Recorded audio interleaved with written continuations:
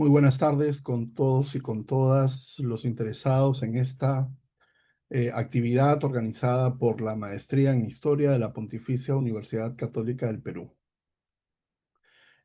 Como parte de nuestra proyección a la comunidad y como parte de la difusión de nuestras actividades de intercambio académico, tengo el enorme placer de presentar esta tarde a los conectados a esta actividad al profesor Adrián Hernández González. El profesor Adrián Hernández González es mexicano y actualmente doctorando en la Universidad Anáhuac de México.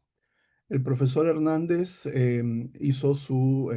obtuvo su bachillerato en historia en la Benemérita Universidad Autónoma de Puebla con una tesis sobre los sermones en el Obispado de Puebla en el periodo colonial y luego obtuvo la maestría en historia en la Universidad Popular Autónoma del Estado de Puebla, em, también con un proyecto sobre sermones y espacio público. El título de la charla que va a compartir con nosotros el profesor Hernández es La legitimación de los beneficios andinos según los sermones impresos, el acceso a las cátedras en la Universidad de San Marcos entre 1722 y 1748. Para la maestría en historia de la Universidad Católica es una ocasión feliz la de tener con nosotros a un investigador mexicano que se interese por el periodo virreinal peruano. Naturalmente, el origen profesional del profesor Hernández, trabajando tantos sermones para México virreinal como el desarrollo del espacio público y de la cultura letrada, lo ha llevado a expandir su conocimiento y a tomar contacto con el virreinato del Perú. Por lo tanto, saludamos y con mucho gusto recibimos la participación del profesor Hernández en esta actividad de la maestría en historia de la Pontificia Universidad Católica del Perú. Sin más, le cedo la palabra al conferencista de esta tarde. Muchas gracias, profesor Galvez, por su muy amable presentación. Gracias infinitas por la consideración, el espacio, a todos los que lo hicieron posible. Para mí estar en Lima hace un mes fue un agrado, la verdad. Aproveché lo más que se pude sus archivos y es una ciudad tan bella que siempre llevaré guardado en mi corazón, al igual que el país. Fue mi segunda ocasión que visité el Perú. Bueno, voy a compartir sin más preámbulo mi pantalla. Me parece que creo que ya se puede visualizar. ¿Sí? Perfectamente. Muchas gracias. Pues justamente yo quiero tratar aquí en esta charla con ustedes un tema que deriva de mi actual tesis doctoral y que tiene que ver con la legitimación de los beneficios de las corporaciones sociales en los Andes centrales, ¿no? En este caso recurro a sermones impresos. ¿Por qué? Porque el discurso que tienen los sermones, pues es un discurso que busca llegar a las más altas instancias de la monarquía española, entre ellas el rey, el Consejo de Indias. Por eso se imprimen, ¿no? Por eso buscan llegar a las prensas lo más que se pueda. ¿Para qué? Para que ese discurso que está registrado en el papel pues pueda lograr ese objetivo de continuar esos beneficios materiales, con esto me refiero a eclesiásticos, económicos y los oficios seculares, justamente en este cambio de la Casa Real, ¿no? Mi temporalidad de estudio siempre ha sido, desde que cursé la licenciatura en Historia aquí en la Benemérita Universidad Autónoma de Puebla, ha sido el cambio de la Casa Real, de los Austrias a los Borbones, y cómo este periodo de los Borbones se va prolongando, esta coyuntura, este recibimiento a la nueva Casa Dinástica de los Borbones se va prolongando durante la primera mitad del siglo XVIII. Y es ahí donde las distintas corporaciones sociales buscarán echar mano de todos los recursos jurídicos, políticos, sociales, culturales, para que lo que les concedió la corona en un principio no se pierda. Justamente lo que yo planteo en mi tesis doctoral, en mi investigación doctoral, es responder de qué manera el discurso del corpus de sermones impresos en Lima legitimó la continuidad de los beneficios eclesiales, económicos y los oficios seculares tras la jura de los Borbones en el Perú. ¿no? Mi doctorado justamente maneja la multidisciplinaridad o la interdisciplinaridad, depende mucho de cómo se le quiera llamar, pero yo dialogo con dos escuelas historiográficas o dos metodologías también. Lo que es la nueva historia política, que tiene que ver más que nada con abordar la noción del poder en la monarquía española, y recuerdo muy bien la charla que impartió el profesor Javier Gil Puyol, cuando tuve la oportunidad de estar con ustedes en campus. Él justamente hablaba de cómo funcionaba el poder en las corporaciones de la monarquía española, y él enfatiza que el poder durante la era virreinal pues transita en las familias, transita en el clero, en los ayuntamientos y en demás corporaciones sociales que constituyen un orden jurídico de carácter natural tradicional, ¿no? Esto lo vamos a encontrar mucho con no solo Gil Puyol, sino también con John H. Eliot, con John Lynch, entre otros teóricos del poder, incluso Antonio Manuel España, van a estar enfatizando mucho en cómo funciona el poder en la monarquía española, ya que el poder no emana directamente de la corona, ¿no? Del rey, de las altas instancias del Estado, como se verá ya en el siglo XIX con las ideas liberales, sino que se va transitando por todas las corporaciones sociales. Y por lo tanto, el discurso del sermón impreso aborda la noción de ese poder. En ese rubro, el rey es responsable de propiciar el bienestar de todos los cuerpos autónomos a través de la gracia. Eso es algo que enfatiza mucho Antonio Manuel España, y de ella emanan toda clase de beneficios, ¿no? Beneficios eclesiásticos, oficios seculares, económicos, entre muchos otros. Aquí hay que resaltar que sobresale un concepto en latín que es el privilegia, y es la concesión de títulos, de oficios o privilegios no remuneratorios, pero también remunerados, como por ejemplo es la exención de una determinada ley, las pensiones o las cartas de libranza. Eso por un lado, por la nueva historia política, pero también me interesa mucho dialogar con la sociología de la literatura, porque a pesar de que el sermón impreso no es una obra literaria como tal, tiene puntos de encuentro con la literatura, y es ahí donde me interesa acercarme a su funcionamiento en el contexto social en el que se produjo, ¿no? Primero en el que se predicó esa versión verbal que ya no existe, que ya no conocemos, que es un antecedente, pero que se transformó en una versión escrita que pasó todos los filtros, digamos, de evaluación, de dictaminación, que hoy diríamos, como parte de la pragmática sanción, para corroborar que efectivamente los impresos no atentan contra las costumbres católicas. Y es ahí donde vemos actualmente muchos sermones que se resguardan impresos en grandes bibliotecas de todo el mundo, ¿no? La Biblioteca Nacional del Perú, la Biblioteca Nacional de Chile, que también tuve la oportunidad de visitar, la colección Vargas Ugarte, la Universidad Antonio Ruiz Montoya, también que la tienen ustedes en Lima, entre muchas otras en el mundo. El objeto de estudio de la sociología de la literatura es el hecho literario en tanto hecho social, ¿sí? Porque la literatura como fenómeno social es donde participan muchas instituciones, muchos individuos que la elaboran, que consumen y juzgan estos textos, ¿no?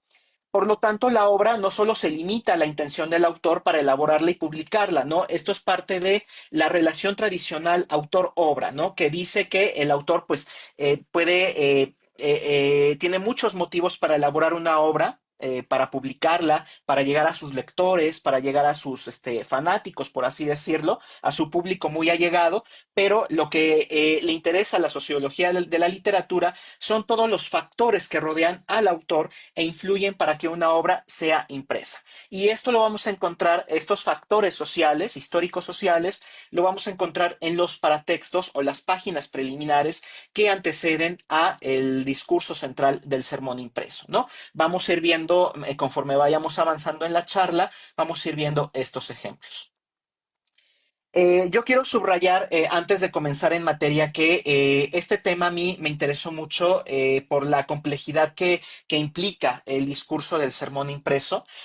Actualmente ya la historiografía española, latinoamericana, ha privilegiado, ya se ha interesado mucho por los estudios del sermón impreso alrededor de la monarquía española y de la América española, pero hasta hace unos 20 años, por lo que dicen aquí, por ejemplo, grandes investigadores como Iván Escamilla, en el caso del Perú, también el profesor Galvez, recuerdo mucho su texto de El mejor arbitrio, que los sermones no habían sido objeto de estudio tanto de los investigadores, ¿no? Y esto pues también se derivaba mucho de unas interpretaciones de corte nacionalista, de emanado de las ideas liberales, que justamente pues buscaban negar todo lo que tenía que ver con el pasado virreinal. Pero las investigaciones que se han hecho hasta el momento, que son muy importantes, tienen su mérito, hay que reconocerlo, pero muchas de ellas o la mayoría de ellas solamente se miran al discurso central del texto, o sea, del sermón tal cual, ¿no? Y pocas miran lo que son los paratextos, ¿no? Es decir, no leen íntegramente toda la obra desde la portada hasta el colofón, y eso es algo que enfatiza mucho mi asesora de tesis doctoral, la profesora Bernardo Rejola de la Universidad de Chile, cuando ella publicó su tesis sobre sermones impresos novohispanos. Ella dice literalmente que hay que mirar toda la información que está desde la portada hasta la última página. Entonces, eso es lo que yo pretendo exponerles a ustedes, es lo que yo pretendo desarrollar y lo que vamos a ver justamente en la metodología que yo retomo de su tesis doctoral, que la profesora Urrejola tituló como El reloj del púlpito. Ella propone que se analice el discurso de los sermones impresos a través de esta matriz que yo estoy utilizando para mi tesis doctoral, en donde se retome, por ejemplo, el título completo de la obra, donde se encuentra el sermón localizado, por ejemplo, si está en la Biblioteca Nacional del Perú, qué fondo y qué número de clasificación o signatura, porque así aparece en el catálogo como signatura, recuperar toda la información que está en la portada. Aquí vemos desde el título de Ingenio, que son todos los títulos de fantasía, un título de fantasía muy común de la obra, digo, de la época, perdón, por ejemplo, Grano de Trigo, es un sermón que yo trabajé para mi tesis de maestría, que fue aquí impreso en Puebla de Los Ángeles. ¿Qué tipo de prédica es? ¿Es una acción de gracias, una oración fúnebre, etcétera, etcétera? ¿Dónde se predicó? O sea, la fecha y la ocasión en que se predicó. La mayoría de los sermones impresos que tenemos actualmente bajo resguardo en las instituciones bibliotecarias, pues se predicaron en ocasiones muy importantes para la monarquía española y para la iglesia. Por ejemplo, las juras a los reyes, las exequias fúnebres de obispos, la bienvenida a los virreyes cuando entraban a las capitales de los reinos, por ejemplo, en el caso del Perú, cuando llegaban del Callao y llegaban al Palacio al Real Palacio de Lima, que es actualmente el Palacio de Gobierno. El recinto en que se predicó el sermón no es lo mismo un sermón que se predicaba en una misión jesuita en el Paraguay, las misiones jesuitas en Guaraní, o en el río Marañón, al norte del Perú, como los grandes sermones que se predicaban en la catedral de la ciudad de Lima, la ciudad de los Reyes, ¿no? ¿Quién es el autor? ¿Qué cargos tiene? ¿A qué clero pertenece? Si es diocesano, si es clero regular, quiénes asisten a estas predicaciones, si asisten los virreyes, si asisten la Real Audiencia, si asisten los tribunales de comerciantes, o sea, grandes, grandes corporaciones que se involucran justamente, que hacen que la predicación pues no solamente tenga teatralidad, sino también tenga importancia político-social.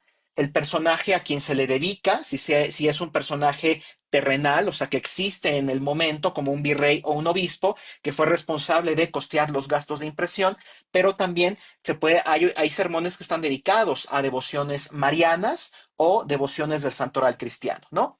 Incluso también están consagrados a los mismos reyes. ¿Por qué? Porque esto implica que los reinos manifiestan cierta lealtad a la monarquía española. Y así sucesivamente, ¿quién es el impresor? Si tiene licencia de impresión, dónde se imprimió, por ejemplo, en Lima, si el impresor fue José de Contreras y Alvarado, qué año de impresión tiene el pie de página, y así sucesivamente nos vamos yendo hasta llegar al interior del sermón, ¿no? Aquí comenzando con los paratextos, son estas páginas preliminares que son las dedicatorias, que son los paratextos legales, que son las aprobaciones, censuras, que son emitidas por censores, evaluadores, que corroboran que el discurso del sermón no atente contra los usos y costumbres católicos, ¿no? Y de ahí finalizar con las anotaciones relevantes del cuerpo del sermón, en qué puede aportar al investigador ese discurso, qué es lo que están afirmando los predicadores para que esos beneficios de las corporaciones sociales puedan mantenerse en pie y la nueva dinastía borbónica los pueda prolongar sin mayor problema.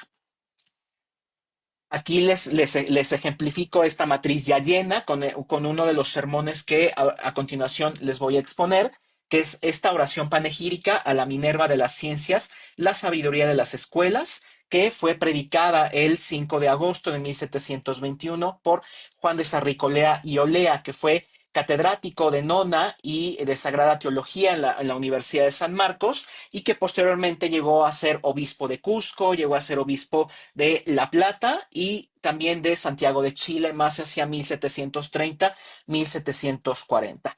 Este sermón, por ejemplo, se localiza en la John Carter Brown Library, en la Spanish America Collection, está digitalizado, se puede descargar. Y aquí voy ejemplificando toda la información que está en la portada, que es muy importante retomarla, porque especifica que es un sermón, digamos, en donde se resalta toda la labor de la Universidad de San Marcos, las cátedras que existen, todo lo que ha posibilitado Pedro de la Peña para que mayores catedráticos de origen americano, criollos, como es el caso de Sarricolea y Olea, accedan por concurso a estas cátedras, ¿no? Que también la misma corona es responsable de propiciarlas, de poder favorecerlas, porque es una política que la corona tiene desde el siglo XVI y por lo tanto el rey Felipe V, durante la primera mitad del siglo XVIII, él nunca se va a negar, por lo que dicen aquí autores como Rodolfo Aguirre Salvador, Enrique González, que el rey Felipe V nunca se va a negar a cerrar los beneficios eclesiales y otros más, como en este caso las cátedras, a las élites criollas, las élites americanas.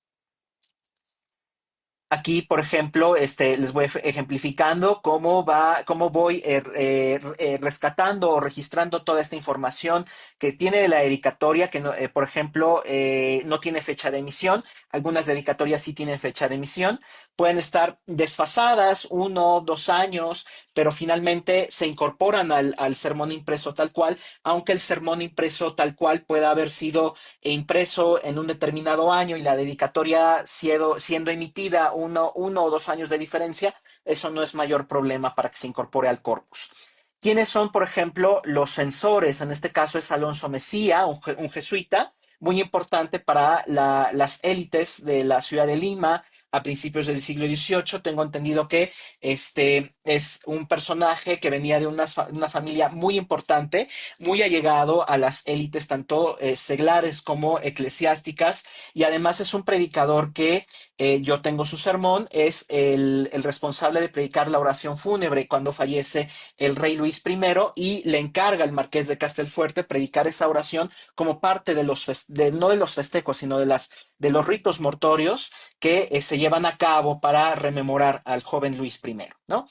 Entonces vamos viendo aquí justamente las aprobaciones, la licencia del virrey, que es una de las licencias más importantes junto con el provisor, y en caso de que el sermón haya sido emitido por algún, escrito, mejor dicho, por algún fraile, algún integrante del clero regular, pues se incorpora una tercera licencia, que es la de la orden. Ahí tiene que emitirla justamente el ministro provincial de una provincia religiosa, ¿no? Por ejemplo, el ministro provincial de la provincia de los 12 Apóstoles de San Francisco, que es la provincia de la Orden Franciscana en el Perú, o la de la Santísima Trinidad en el Reino de Chile, etcétera, etcétera. Y la dedicatoria justamente está dedicada o dirigida, mejor dicho, al muy ilustre, magnífico señor rector y claustro de la Real Universidad y Estudio General de San Marcos de la ciudad de los Reyes del Perú, ¿no? La dedicatoria la emite el mismo Juan de Sarricolea y Olea porque es un sermón que en la misma universidad como corporación social le encargó predicarla cuando se estrenó el tabernáculo en una de las capillas de la Catedral Limeña aquel 5 de agosto de 1721. Bueno, nada más aquí, ver quién es este señor Juan de Sarricolea y Olea. Yo encontré la información en la obra de Impresos Peruanos del padre Vargas Ugarte, que se encuentra en el Instituto Riva Agüero, y nos dice que pues él nació el 27 de diciembre de 1670 en Huánuco de León y fue hermano de Martín de Sarricolea. Y ahorita vamos a ver a Martín de Sarricolea, que está mencionado en este sermón, porque él fue canónigo magistral de la Catedral de La Plata y obispo electo de Asunción de Paraguay, ¿no? Más o menos cercano a la fecha en que Sarricolea y Olea predica este sermón, en 1709, previamente, él obtuvo la doctrina de Santiago de Maray en partido de Checras, posteriormente obtuvo la de San Pedro de Casta y por último también la del Sagrario de la Catedral de Lima en 1721. Esto es muy importante, ¿por qué? Porque en 1721 ocupaba un cargo en el Sagrario de la Catedral de Lima, lo que explica por qué esa cercanía de la catedral con la Real Universidad de San Marcos, ¿no? En dicho año también concursó en 1721 a la cátedra de prima de teología que llegó a ganar, ya que previamente había ejercido la de nona en la misma facultad de teología, ¿no? Que es la misma información. Esto último es la misma información que nos tiene aquí registrado el sermón que él mismo predicó. Ya hacia 1722 fue canónigo penitenciario, en 1723 fue consagrado obispo de Tucumán, lo que es ya el Río de la Plata. En 1730 fue nombrado obispo de Santiago de Chile y en 1734 ya se trasladó a la diócesis de El Cusco. Aquí vemos, bueno, un ejemplo de una imagen de lo que es el tabernáculo de la Virgen de las Nieves. Si mal no recuerdo, está aquí dice este sermón de la panegírica Minerva. Tiene varias anotaciones en la marginalia que me llamaron mucho la atención y es muy importante retomarlas porque describen más o menos estos factores históricos sociales en los que se emitió, se produjo esta obra impresa, ¿no? Por ejemplo, esta capilla de Nuestra Señora la Antigua, que aquí dice esta nota marginal, dice, está la capilla en el trascoro enfrente de las puertas que llaman del perdón al poniente, ¿no? Entiendo que está cerca del altar de la Virgen del Perdón y fue mandada a realizar por la misma Real Universidad de San Marcos y aquí nos dice la cantidad que la universidad invirtió para edificar esta capilla. Y es el total de la inversión monetaria fue de 13,500 pesos para justamente edificar este retablo que vemos aquí en la imagen. ¿Y por qué la Virgen de la Antigua es muy importante para la Real Universidad de San Marcos? Porque justamente es una devoción que le rinde culto desde el siglo XVI, es muy cercana y es lo que dice la profesora Gloria Cristina Flores, que tiene un artículo sobre este tema, más que nada enfocado a la devoción mariana, venerada por la misma universidad, y que también ella es especialista en sermones impresos del Perú. Justamente aquí vemos en esta nota marginalia, antes de pasar a la información que está en la dedicatoria, aquí aparece en esta nota marginalia, en la misma dedicatoria, el ilustrísimo señor don Martín de Sarricolea, ¿no? Esta información que cotejé con la obra del padre Vargas Ugarte, pues me llamó mucho la atención porque aquí está describiendo a este personaje que era, aquí no lo dice, pero sí lo dice el padre Vargas Ugarte, que fueron hermanos, ¿no? Martín de Sarricolea y Juan de Sarricolea son hermanos, son parientes y por lo tanto ambos abrazaron la misma carrera eclesiástica en la época.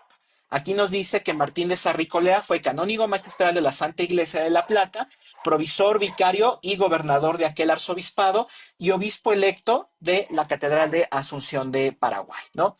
Entonces, insisto, es muy importante cada vez que se asome uno a los sermones impresos, mirar con mucho detalle toda la información que resguardan, que registran desde la portada hasta el colofón y si se encuentran con ese tipo de sermones que tienen anotaciones marginales en castellano, porque muchas de las anotaciones marginales son en latín, porque están citando o refiriendo a autoridades intelectuales como Séneca, como Cicerón, los pasajes bíblicos que sustentan su discurso. Esto es muy importante porque para la sociología de la literatura implica que este sermón se produjo en un determinado contexto y responde a un determinado contexto. Ya entrando en el tema de la dedicatoria, está dedicado al muy ilustre rector, que es Pedro de la Peña, que ha sido 4 veces rector, por lo que dice la misma dedicatoria, y a todo el claustro de la Real Universidad de San Marcos, ¿no? ¿Por qué? Porque Sarricolea y Olea, como muchos de los grandes prebendados, obispos y catedráticos, pues tuvo que pasar por las puertas y las aulas de la universidad para lograr ese cursus honorum, esas grandes carreras eclesiásticas que caracterizaron a estas élites letradas que bien dominan latín. Entonces, aquí, por ejemplo, encuentro yo dos elementos que ayudan a mi investigación doctoral. En el primer caso es la sociología de la literatura, y cito, cuando juzgaba yo, terminado el empeño del reciente panegírico que prediqué en la festividad de Nuestra Señora y estreno solemne de su retablo, con haber hecho entonces más pública mi cortedad en el púlpito, porque se hiciese mi veneración a vuestra señoría. Es decir, se está refiriendo a Pedro de la Peña. Más notoria en el pueblo me hallo en su nuevo mandato de que le remita el mal pulido borrador mío. Va, pues, señor, el cuaderno. No sé si diga como inclinación que nace o como actualidad que se impone. Remítelo mi rendimiento, no solo si como ofrenda que se dedica o como tributo que se paga.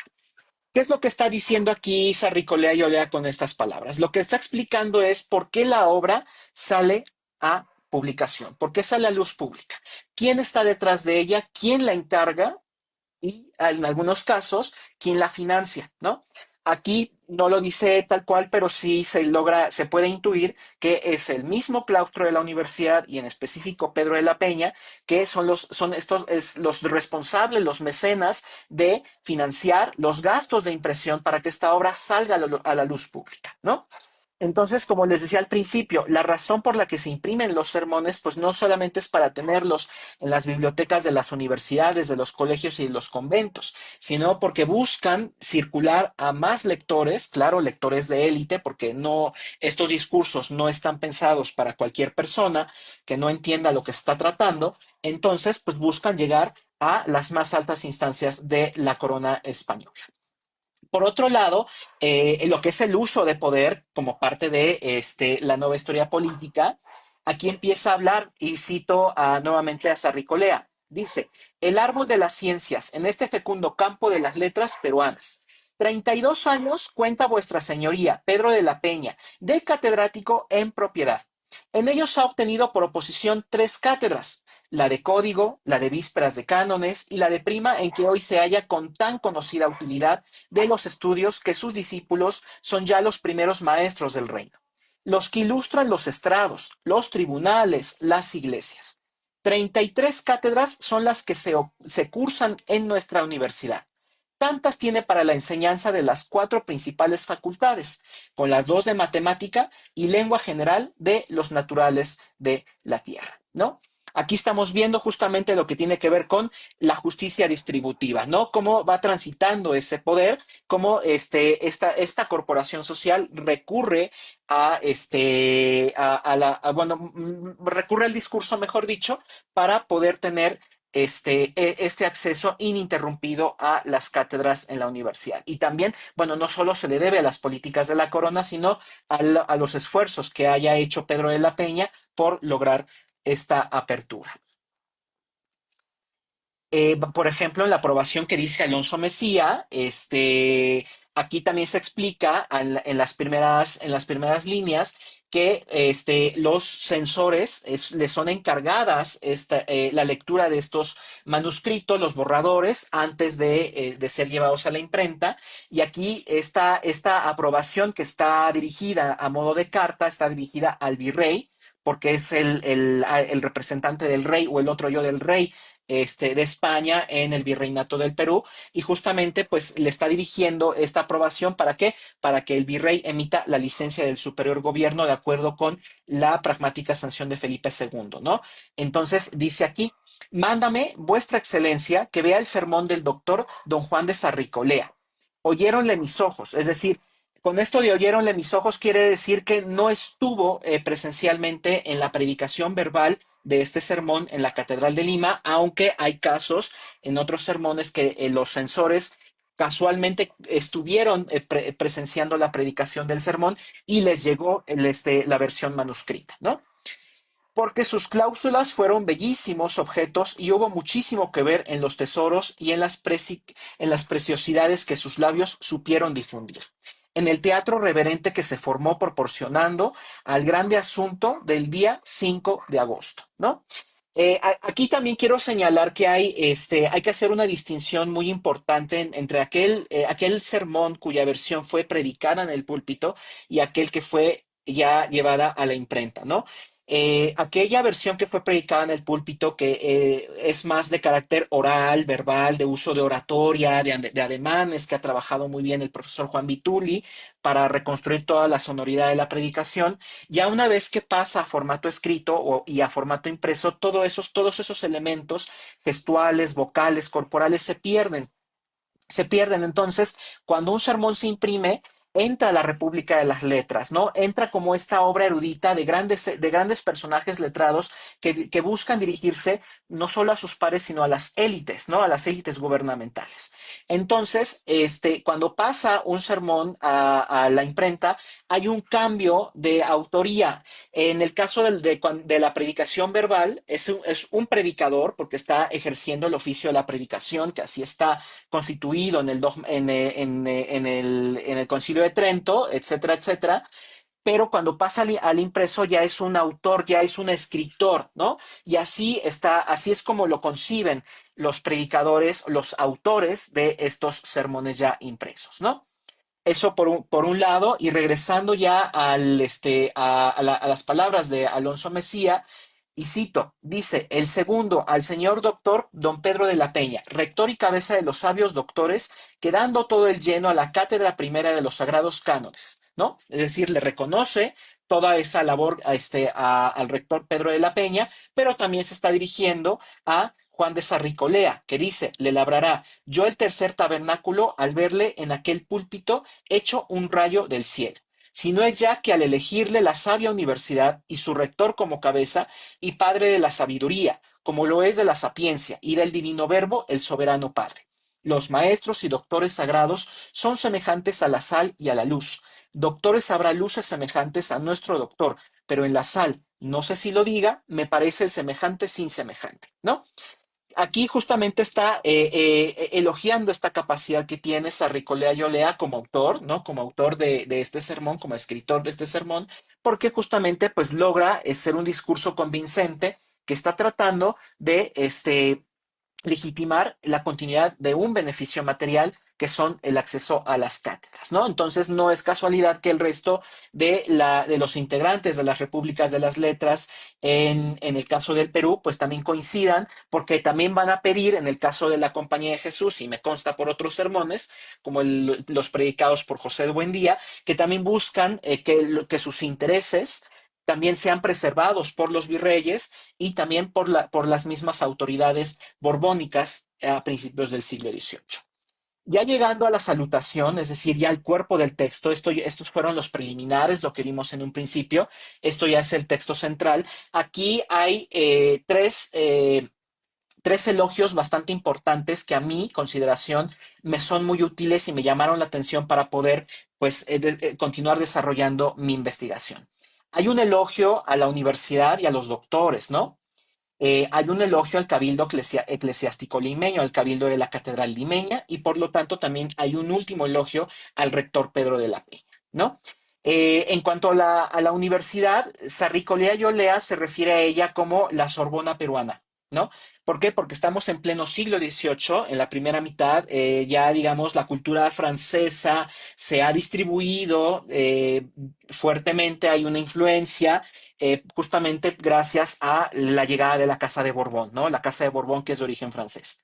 Entonces, dice aquí Sarricolea y Olea que nada erraría yo si te llamase el paraíso, pues contemplo en ti, árbol de la vida, la fuente de la ciencia dividida, como en cuatro caudalosos ríos que riegan toda la superficie de la tierra en las cuatro principales facultades que enseñas. Que dijo otro Juan por academia, a vista de la tierra pontificia, y debiera yo decir de ti delante de todo el mundo, insisto, oh Sorbona peruana. del Cabildo Eclesiástico Limeño, que es donde justamente varios prebendados catedralicios han sido egresados de la universidad. También dicen que que el Cabildo Eclesiástico y sus prebendados iluminan también a la corona de esta celebridad, unos grandes varones de la iglesia grande o mayor. Prosigue la versión que como flores domésticas están siempre guardándole el respeto a María, a la Virgen María, celándole su culto, componiendo con ejemplar unión un bien ordenado rosal, un coro acorde de rosas en que recapitulada toda una primavera de estrel, las florecientes se enlazan el inocente candor de pureza sacerdotal que ostentan sus nevadas sobre pellices y la púrpura flagrante de la ciudad que rubrica sus piadosas acciones. Cierto que parece tenía los ojos Bercorio al ilustre y venerable cabildo de esta iglesia grande cuando dijo a nuestro intento. ¿Qué quiere decir? Que básicamente hay una relación estrecha, como en en todos los reinos de la monarquía española, más que nada en donde hay sedes de obispados y sedes de virreyes, como es el caso de estas grandes ciudades, que gracias a la universidad es que se tienen grandes prebendados catedralicios, grandes canónigos magistrales que predican bellísimos sermones, chantres, arcedeanes, obispos también, como es el caso de los obispos Liñán y Cisneros, entre muchos otros obispos, que algunos egresan de la Real Universidad, otros vienen de universidades europeas, pero finalmente hay una estrecha relación entre las universidades y los cabildos eclesiásticos. Y finalmente, a Pedro de la Peña dice, esta fuente, este vaso tan redondo es el príncipe de la academia, el rector de la universidad, cuya prudente dirección, cuyo celante gobierno es como el maternal órgano del vientre que alimenta y da vida a los que se conciben flores literarias en el seno fecundo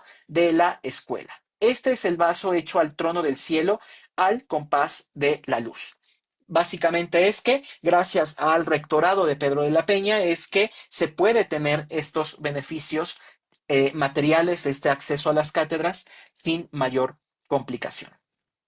Y ya para ir comenzando a hacer el cierre de la charla, pues vamos a irnos un poco a esta oración fúnebre que fue predicada por Nicolás de Cárdenas y Peña con motivo de las exequias fúnebres que Lima llevó a cabo en 1748 a el rey Felipe V, ¿no? Es muy importante estas exequias porque, bueno, no solo es que fallece el primer rey Borbón, sino que también, pues, este primer rey Borbón continúa todas las políticas que los Austrias habían decretado desde el siglo XVI. Las modificaciones que serán mínimas o nulas, de acuerdo con lo que dicen especialistas como Iván Escamilla, como Antonio Rubial, como Oscar Massín, este, el propio Eliot, etcétera, etcétera. Entonces, lo que básicamente vamos a encontrar en esta primera mitad del siglo XVIII es que no se altera el orden tal cual, a pesar de haber llegado una nueva dinastía, ¿no? Esta oración, bueno, aquí un poco del personaje, el rey Felipe V, a quien se le dedican estas exequias, ¿no? Un rey que pues tiene una condición heroica, que la misma oratoria sagrada, los sermones que se le van predicando entre 1701 y 1711, pues van a engalanar o exaltar su figura en el campo de batalla que combate a las tropas austracistas en la península ibérica, que defiende a la monarquía española porque ama a la monarquía española, porque ama a sus vasallos y que justamente pues busca que en todos los reinos de la monarquía, incluida América, pues no se salga de control esa lealtad a su figura como nuevo monarca y como sucesor legítimo de Carlos II. Pero bueno, sabemos que hubieron ciertos personajes como en el Reino de Chile, un gobernador que se resistió o se negó a reconocer al rey Felipe V hasta que lo obligaron a jurar, a hacer la jura real tal cual en Santiago de Chile o en la propia Lima en 1711, cuando es sustraída ilícitamente la hostia, pues ahí empezó también un escándalo social porque pensaban que las tropas austracistas ya estaban en la América Española. Ya estaban en el Nuevo Mundo y que justamente esas tropas estaban personificadas en los piratas, en los corsarios ingleses, franceses y neerlandeses, más que nada ingleses y neerlandeses son los aliados de los austracistas, que justamente pues estaban ahí causando o intentando causar problemas, pero pues eso fue nada más un hurto sencillo, pero no implicó que llegaran aquí las tropas austracistas a América. Eso como paréntesis. Pero ya entrándonos aquí al tema, a la dedicatoria de este sermón, pues aquí vemos el motivo por qué este sermón se imprima, esta oración fúnebre se imprime, ¿no? Como es la sociología de la literatura. Y dice, conociendo que la voraz polilla del olvido, en pluma del eclesiástico, consume la famosa memoria de los muertos y que el eficaz remedio para preservarla de tan perniciosa ruina y hacerla presente a las edades futuras son los artificiosos caracteres de la imprenta, determiné alentando la desconfianza con que pretendía impedir la determinación mi insuficiencia. Aquí justamente este argumento, este párrafo pequeño que yo les expongo, tiene que ver con por qué el sermón se está imprimiendo.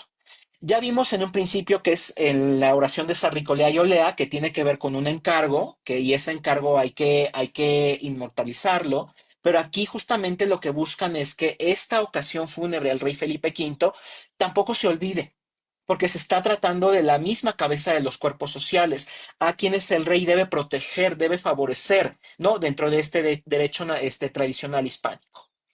Por lo tanto, también en esta misma dedicatoria se trata, Nicolás Cárdenas y Peña trata la justicia distributiva, porque dice, dar este sermón fúnebre a la estampa para perpetuar en ella las plausibles virtudes y operaciones heroicas de nuestro difunto católico monarca, que en sus breves discursos procuró delinear el pincel rudo de levitación de sus estimables claustros para manifestar en repetidas oposiciones a canonjías, a cátedras y a doctrinas, lo que en ellos había aprovechado mi aplicación estudiosa y logrado su maternal enseñanza, ¿no? Justamente aquí está haciendo alusión a que gracias a estas políticas borbónicas de la primera mitad del siglo XVIII es que hay una continuidad para que se concurse por las canonjías en los cabildos catedrales, las cátedras en la universidad, en este caso San Marcos, y por lo tanto las doctrinas, ¿no? Las doctrinas que están en las áreas rurales para evangelizar a los indios, a las repúblicas de indios. Entonces, digamos que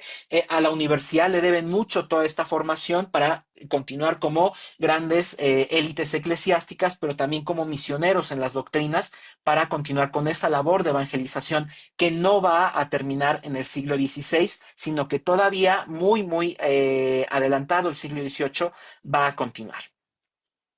Y en esta aprobación justamente, Fray Diego Paredes, también explica por qué, cómo es que le llega esta oración fúnebre, le llega por encargo de Andrés de Munive, que era jubilado en la cátedra de prima de Sagrados Cánones en la Real Universidad de San Marcos, era arcediano de la Catedral Limeña y también provisor y vicario general de este arzobispado, sede vacante, todavía tenía sede vacante, y dice que eso es muy importante, que después de que leyó el manuscrito previo a imprimirse, es decir, lo evaluó, lo dictaminó, después conoció al autor. Esto es muy importante porque la profesora Urrejola también lo enfatiza en su obra publicada y dice que no es nada ajeno, no es nada extraño que se conozcan autores y censores. ¿Por qué? Porque en primer lugar el sector eclesiástico es mínimo, ¿sí? Es muy pequeño. Y en segundo lugar, se está hablando de repúblicas literarias, ¿no? Comunidades eruditas en donde pues todo mundo sabe quién es, en donde conocen, por ejemplo, al predicador Sutano, al predicador Perengano.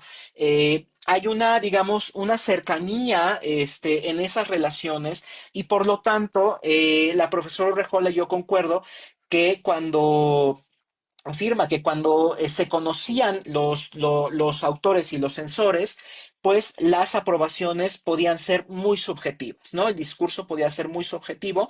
¿Por qué? Porque finalmente implica que gracias a esa relación, a esa amistad que se tiene o a ese conocimiento entre personajes, entonces el censor le puede facilitar al autor para que su obra vea la imprenta, ¿no? Claro, lo ideal sería que los censores no conozcan a los autores, ¿no? Y sucede más o menos algo similar en el caso de las revistas indexadas, ¿no? Que se pide que sea lectura de pares ciegos, pero en algunos casos llega a suceder, no, no me consta a mí, pero yo creo que puede llegar a suceder que algún censor conoce al autor y por lo tanto el dictamen que le emite puede ser muy favorable, pero muy subjetivo y por lo tanto, pues ahí es donde se puede llegar a dudar de ese dictamen. Entonces, esto es muy importante tenerlo en cuenta también para el caso de las repúblicas de las letras de la era moderna en la monarquía española, porque más o menos esto sucedía, ¿no? Y hablando de la capacidad discursiva de Cárdenas de la Peña, dice este personaje, Diego de Paredes, dice que tiene el autor gangreado este juicio y a esta estimación en los muchos actos positivos de cátedra y púlpito, es decir, que es un buen catedrático, pero también es un buen orador. Es un buen orador, ¿por qué? Porque sabe recuperar todas los elementos retóricos que propone Aristóteles, que propone Cicerón, que digamos tiene para que tenga credibilidad su discurso, tiene que ser alguien autorizado para poderlo, o que tenga se me está olvidando la palabra, cierta credibilidad para poder que ese discurso convenza y mueva las almas de los oyentes o las emociones de los oyentes, ¿no? Y dice, prendas tan escogidas califican su persona, acreedora de superiores ascensos y mayores exaltaciones, de que se hace más digna por esa obra en que se ha desempeñado la obligación del claustro a su monarca, que es quien patrocina sus estudios y da la subsistencia a su enseñanza, ¿no? Esto último es que justamente el rey, el monarca, pues trata de otorgar este tipo de beneficios eclesiásticos y materiales para que estos grandes personajes puedan ejercer o construir, mejor dicho, sus carreras letradas o sus cursus honorum, ¿no? Ya entrando aquí justamente a la salutación de este sermón, ¿no? Ya la parte introductoria o el discurso tal cual del sermón, es que dice que Cárdenas y Peña señala que la Real Universidad de San Marcos tenía justamente más de cinco cátedras que le concedió generoso para sus sabios maestros, atendiendo a sus alumnos desde las distancias de su folio, en sagradas mitras, supremos consejos, honoríficas prebendas eclesiales y regias togas, ¿no? Todo esto está dirigido justamente y explica cómo es que la universidad tiene esa gran capacidad erudita académica gracias a las políticas del rey Felipe V, ¿no? Entonces, se lo debe también a él, justamente, a Cárdenas y Peña, se lo debe como catedrático egresado de la universidad, porque además Cárdenas y Peña, y lo dice en la salutación, en la dedicatoria, perdón, fue cura de una doctrina en Chorrillo, si no mal recuerdo. Entonces, pues con justa razón tiene que reconocerle ese papel al rey Felipe V y como dice aquí, esta cita que yo rescato de un sermón predicado aquí en la Nueva España, dice, justicia es dar a cada uno lo que es suyo, así como injusticia es usurparlo, ¿no? Aquí lo que estamos viendo es cómo esta justicia distributiva que lo hace el monarca porque es la cabeza de los cuerpos sociales, una vez que concede estos privilegios a esta corporación, pues la misma corporación puede seguir operando y por lo tanto se lo van a reconocer en este tipo de discursos cuando fallece el monarca. Y ya para ir finalizando, pues hay que tener en cuenta que el sermón impreso no es una obra literaria, ya que no busca entretener o recrear al lector, pero tampoco busca generar ganancias monetarias para el autor, ¿no? Lo que busca el sermón impreso es dirigirse, insisto, a grandes instancias de la corona, como es el rey y el Consejo de Indias, para que una vez que lean estos discursos, pues digan, pues sí hay que continuar, ¿no? Hay que continuar preservando los privilegios y los beneficios de las corporaciones sociales. ¿Por qué? Porque es parte de un orden político de carácter natural y tradicional en el que justamente el mundo social en aquella época pues se constituye de cuerpos sociales que el mismo monarca tiene que beneficiar como cabeza de ellos mismos, ¿no? Por lo tanto, el predicador es aquel que pronuncia el sermón en el púlpito de forma verbal, pero también se convierte en autor o en escritor cuando ese texto arriba a la prensa y entra de esta forma a las repúblicas de las letras, ¿no?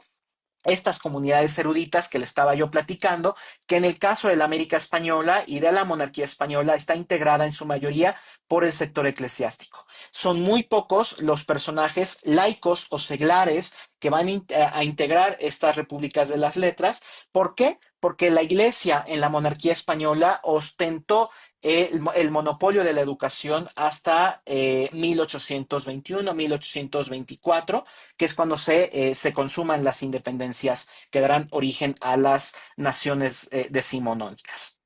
Por lo tanto, la portada y los preliminares muestran los distintos factores que influyen en la predicación, o sea, la predicación verbal, esta versión que sabemos que aquí en la portada y en las censuras, pues fue pronunciado oralmente en un púlpito, en algún templo, pero que al pasar al formato impreso, pues ya no conocemos, ya no no existen esos elementos sonoros y verbales y lo que vemos es puro texto escrito, ¿no?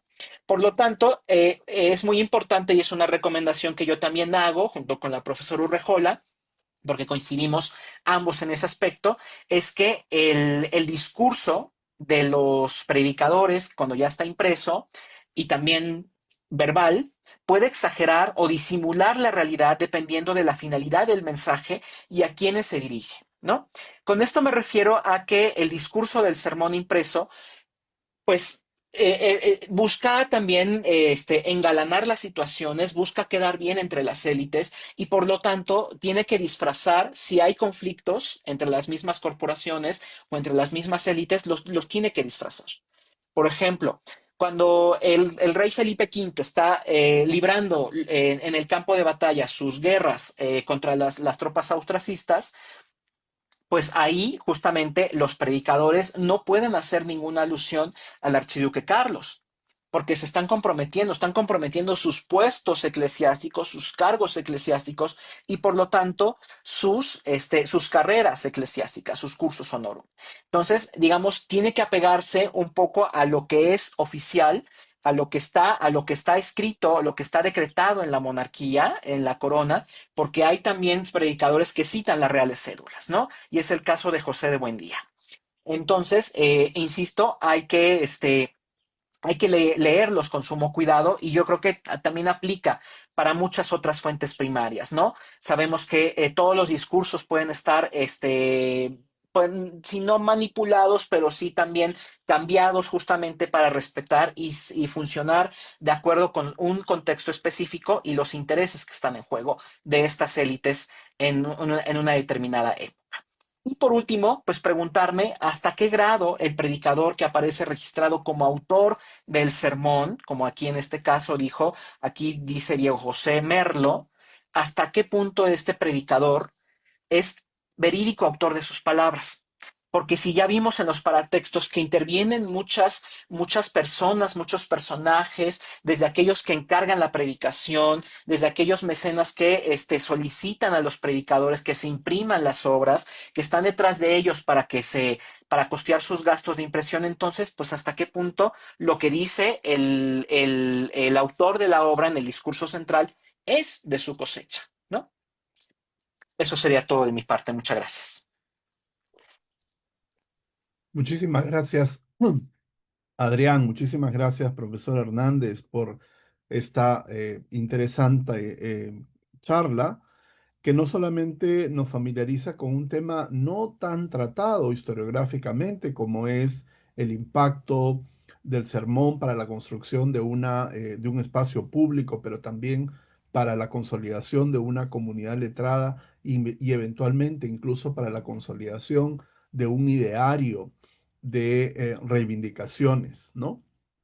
Eh, Asimismo, le agradecemos muchísimo haber compartido con nosotros sus notas metodológicas sobre cómo trabajar con los sermones, cómo clasificarlos, cómo analizarlos, porque eso es precisamente lo que muchas veces asusta al sermón. Es una fuente que a primera impresión puede parecer árida, puede parecer no particularmente rica en información, pero como bien ha señalado, al momento de leer todas estas características formales, ¿no?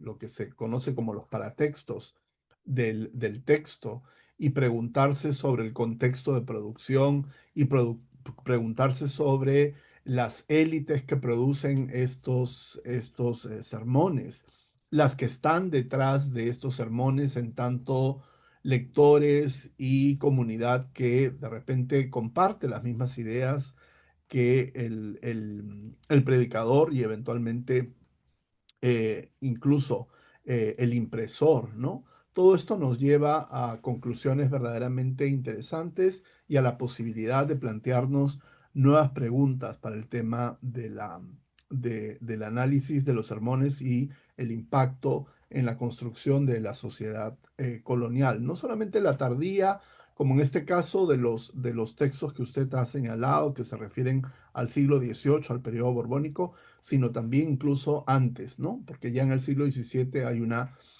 creciente presencia de los sermones en el Perú virreinal y en general en toda la América española. Eh, yo tengo un comentario que lo invito a que tome como una pregunta, ¿no? Porque su charla me ha traído a la memoria, a la lectura de un libro que para mí fue muy importante descubrir, que es el libro del profesor Scott Eastman sobre la construcción de un espacio público católico en América Española y en España, o sea, en el mundo hispánico en general, entre los siglos XVIII y XIX.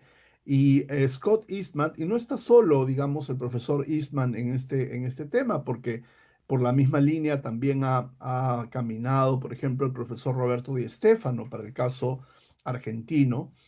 Em, Ambos proponen, Eastman con más énfasis, en que el vocabulario político que se va construyendo en los sermones, en la prédica hispana, tanto mexicana como peruana, como de otras ciudades de la América Española y en la propia península, va a contribuir a renovar la política en el siglo XIX, ¿no? Mucho de lo que nosotros vemos que sucede a nivel de prédica política, ya no prédicas sagradas, no prédica política, discurso político, que acompaña al movimiento independentista, tiene su origen en los sermones, ¿no? Precisamente porque era el clero el único que podía, mutatis mutandi, publicar con cierta libertad, ¿no? Con menos restricciones, con más posibilidades de pasar las barreras de la censura. En este caso, por ejemplo, claro, buscando reivindicaciones, buscando prebendas, buscando llenar, copar espacios dentro de las instituciones. Pero luego esas demandas pasarán a un nivel mayor, a una dimensión mayor, ¿no? Ya cuando la emancipación esté avanzada. Entonces, lo invito a que quizá como punto final de esta interesantísima conferencia, usted precisamente como especialista nos ilustre un poquito más, ¿no? Sobre la relación entre el sermón, espacio público, comunidad letrada y nuevo vocabulario político. Perfecto, sí, claro que sí. Le agradezco mucho, profesor, por su muy interesante observación.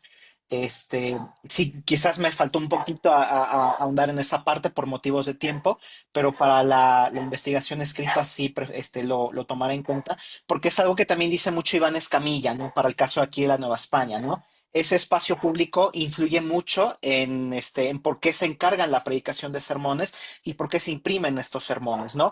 Es parte de una cultura de controversia, como él le llama, que se están, digamos, disputando también entre las mismas corporaciones el uso de poder, qué tan importante es una corporación sobre la otra, porque también sabemos que no todo es homogéneo en las mismas corporaciones y por lo tanto los discursos de los sermones lo manifiestan. También aclarar así muy brevemente aprovechando su intervención, que como le comenté cuando nos conocimos en Lima, ¿no? El discurso de los predicadores peruanos es mucho más directo, mucho más tajante que el de los propios predicadores novohispanos, ¿no? No quiere decir que los predicadores novohispanos no sean élites letradas, no tengan su mérito, por supuesto que lo tienen, pero en el caso de los predicadores peruanos, lo que he encontrado hasta el momento y me llama mucho la atención es justamente eso, ¿por qué tanta,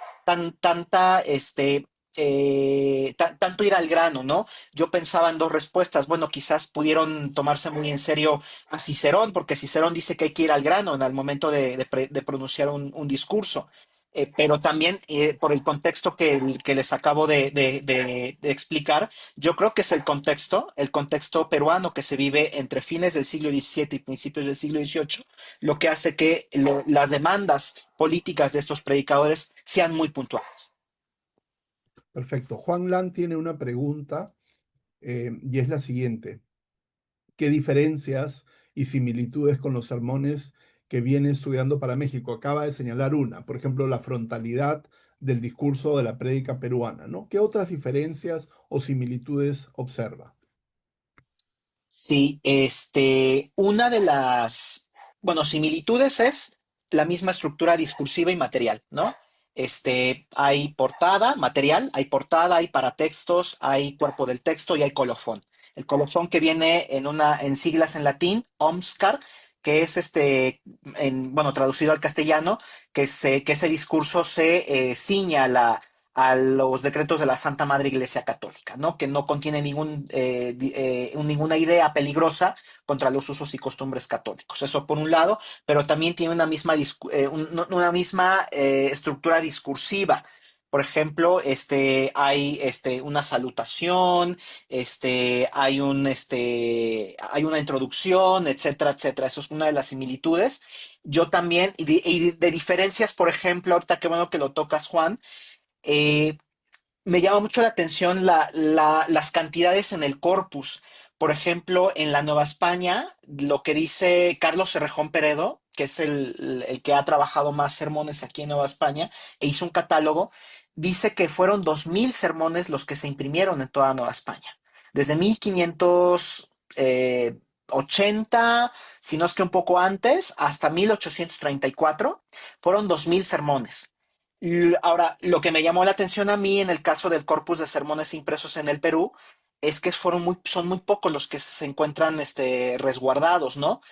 Son 255, de acuerdo a lo que dice José Toribio Medina en su obra de la imprenta en Lima, o lo que dice también el profesor Pedro Gibovich en Imprimir en Lima, en la colonia, ¿no? Que dice que son 225. O sea, las cifras no cambian mucho. Mi pregunta es, ¿por qué se conservan tan pocos sermones en el Perú? Es algo que no me puedo responder. Creo que lo comentábamos, profesor, que también pueden existir distintas situaciones, circunstancias, desde las mismas catástrofes naturales, las guerras civiles del siglo XIX. En fin, son muchas las respuestas que se pueden dar, pero yo creo que pues, son las circunstancias las que definen por qué tan pocos sermones se conservan en el Perú impresos, cuando era un territorio católico, adscrito a la monarquía, bueno, no adscrito, sino parte de la monarquía española y fiel al Concilio de Trento, donde la predicación era obligatoria y también la impresión de los sermones. Muchísimas gracias, Adrián. Un gusto nuevamente conversar contigo sobre estos temas y espero que tu charla pues motive, dado que se está difundiendo en Facebook Live y va a quedar grabada en la página de Historia PUC para los interesados, que motive también a mayor investigación y mayor difusión sobre este tema. Em, Nada, pues agradecerte, felicitarte por esta investigación, que estoy seguro llegará a muy buen puerto y esperamos volver a contar contigo cuando ya la tesis sea una realidad. Claro que sí, Muchísimas gracias. encantado, muchas gracias. Vamos a ver si, muy bien. En YouTube me dice Juan, también va a estar disponible la charla. Pues bien, a todos los que participaron, a todos los que van a escuchar más adelante esta conferencia pública del profesor Hernández González de México, invitarlos a que sigan las actividades de la maestría en historia que están disponibles en la página web de Historia PUC, síganos en Facebook o en las redes sociales. Con ustedes, pues, nada, un gusto y buenas tardes. Muchas gracias.